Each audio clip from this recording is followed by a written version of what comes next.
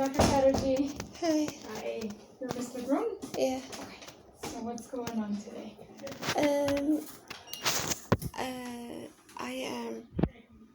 I take the bus. I'm outside a lot, walking around and stuff, and in the heat I get exhaustion.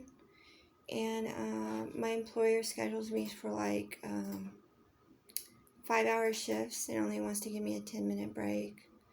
And I need 15 minutes because I need to be able to have some protein and some fluids. So I wanted a letter saying that I need 15 minutes instead of 10 minutes. Okay.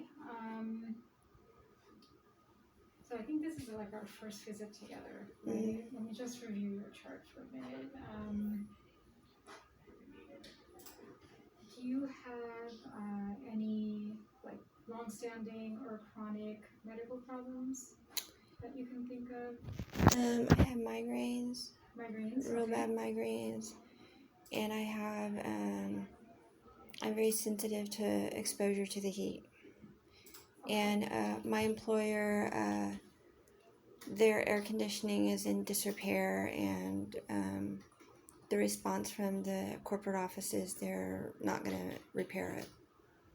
Do you mind if I ask where you work? Tuesday morning. I don't know where you work.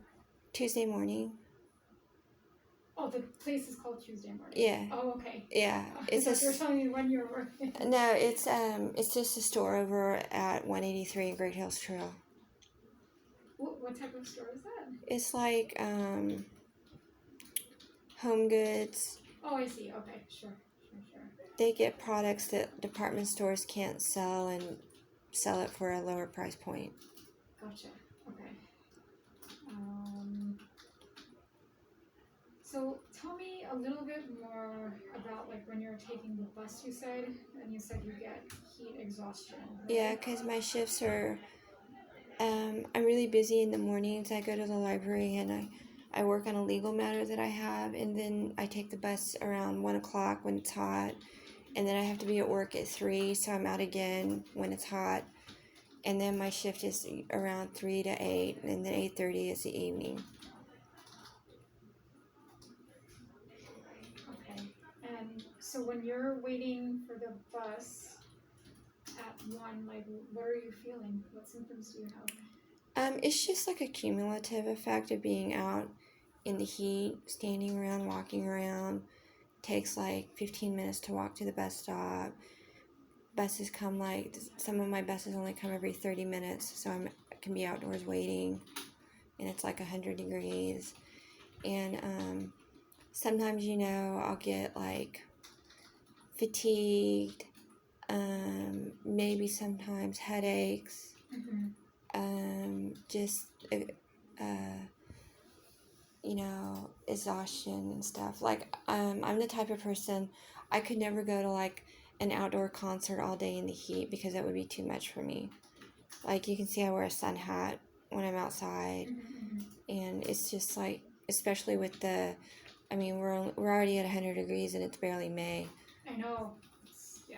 So, with the forthcoming summertime. Okay, so I'm glad you have that. That's very important to protect yourself. Do you wear sunblock? I used to, but not really anymore.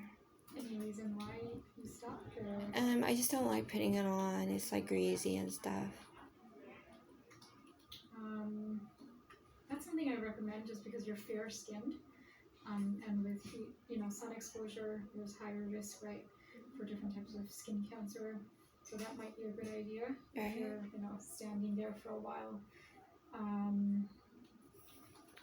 Do you have water with you when you're traveling? I like to drink Arizona sweet teas because the sugar helps my energy levels and stuff. My metabolism keeps it up.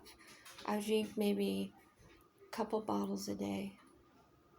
Okay. And so when you're like waiting for the bus stop, you have something to drink, right? Yeah. Okay, good.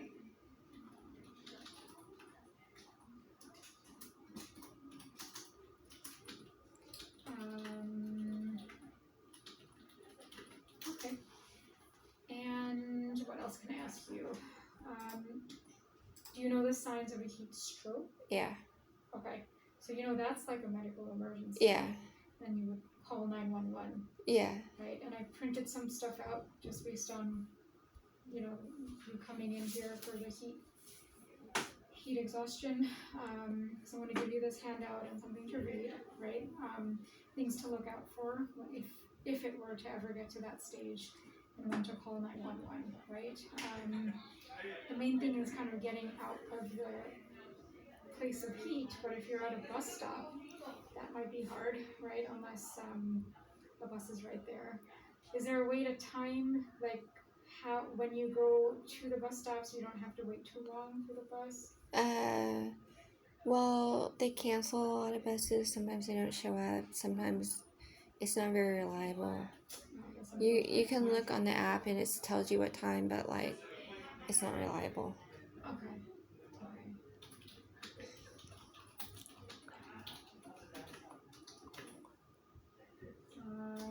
Okay. So that I can, and then you wanted the letter for work.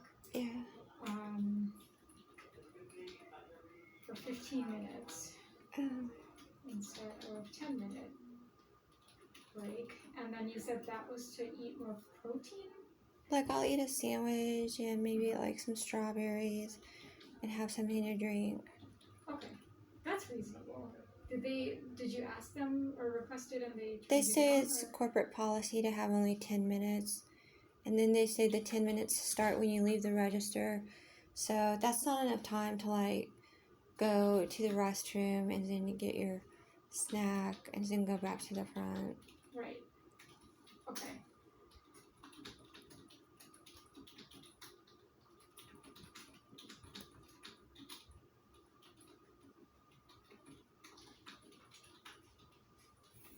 I will write something and hopefully we will honor that. Anything else going on that you wanted to talk about? I have an upcoming specialist appointment.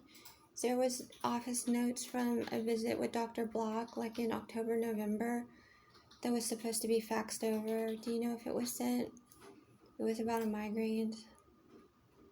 They made the first prescription for the medication then. Let me see. So I see like a referral for neurology from March 10th. That's authorized. You have MAP? No, I have. You have Medicare. Yeah. Oh, okay.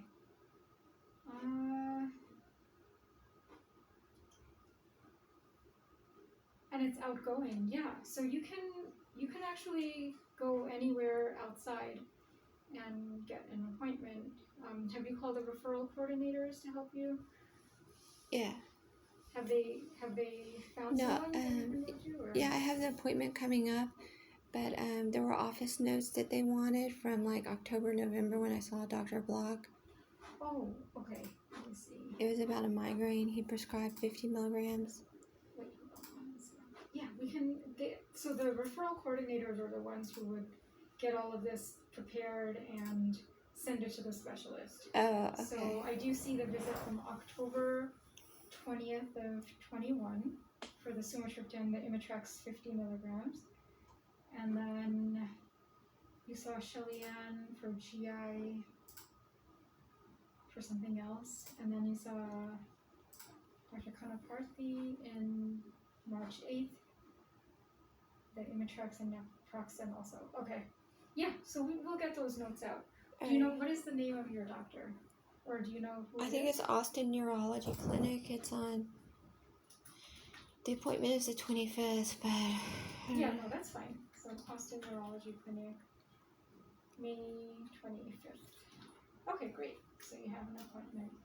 And how are your migraines? I had a really bad one recently. I threw up in the morning and then again at night. And that's never happened before.